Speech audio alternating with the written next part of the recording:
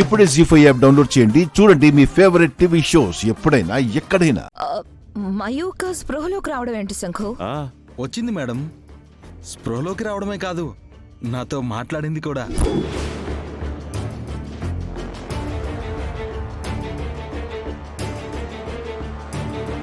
రాజమాత పిండ ప్రదానం చేశాక పంతులు గారు అన్నట్టు అన్ని శుభాలే జరుగుతాయని ఇంట్లోకి రాగానే శుభవార్త విన్నాం.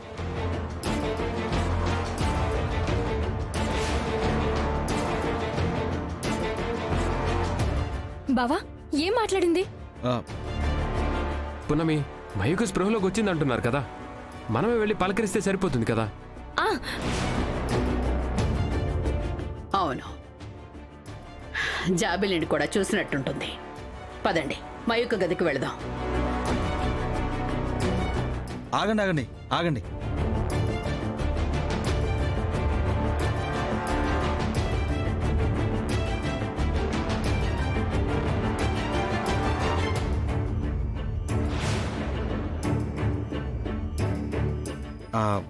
ఇప్పుడు స్పృహలో లేదు మహాదేవి గారు.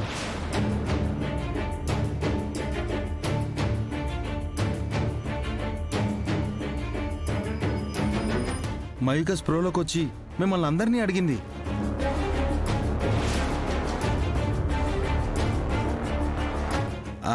ముఖ్యంగా నేను ఎప్పుడు కోలుకుంటానో లేదో తెలీదు, అసలు ఎంతకాలం ప్రాణాలతో ఉంటానో కూడా నాకు తెలీదు, నాకు జరగాల్సిన పెళ్లి జరగలేదని మమ్మీ డాడీ బాధపడుతుంటారని, నేను ప్రాణాలతో ఉండగా నాకు తాలికట్టు శంకు అని అడిగింది.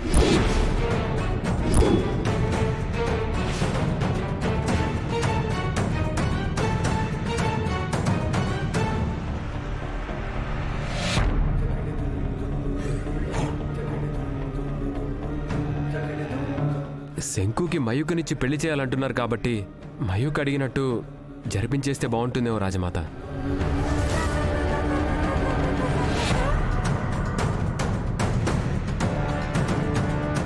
అదేలా పృథ్వీ, మయూక మంచానికి పరిమితమైంది. అలాంటి అమ్మాయి మెల్లో తాళి కడితే పాపం ఇతను బలైపోతాడు కదా. అవును బావా, ఒక్కసారి ఆలోచించు. నీ పెళ్లి గురించి ఊర్లో అత్తయ్య నానమ్మ వాళ్ళెన్నో కళ్ళు కంటూ ఉంటారు. ఇలా జరిగిందని తెలిస్తే వాళ్ళు బాధపడతారు. అవును శంఖు, మయూక పేరెంట్స్ గా ఆలోచిస్తే మాకు పెళ్లి చేయడం సంతోషమే. కానీ మీ పేరెంట్స్ స్థానంలో ఉండి ఆలోచిస్తే మా మనసు అంగీకరించట్లేదు.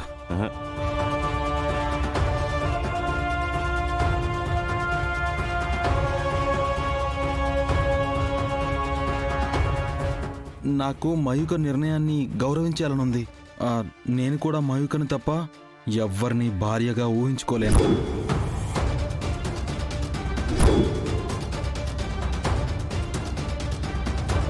జీ5 యాప్ డౌన్లోడ్ చేసి అన్ని ఎపిసోడ్స్ పూర్తి ఉచితంగా చూడండి.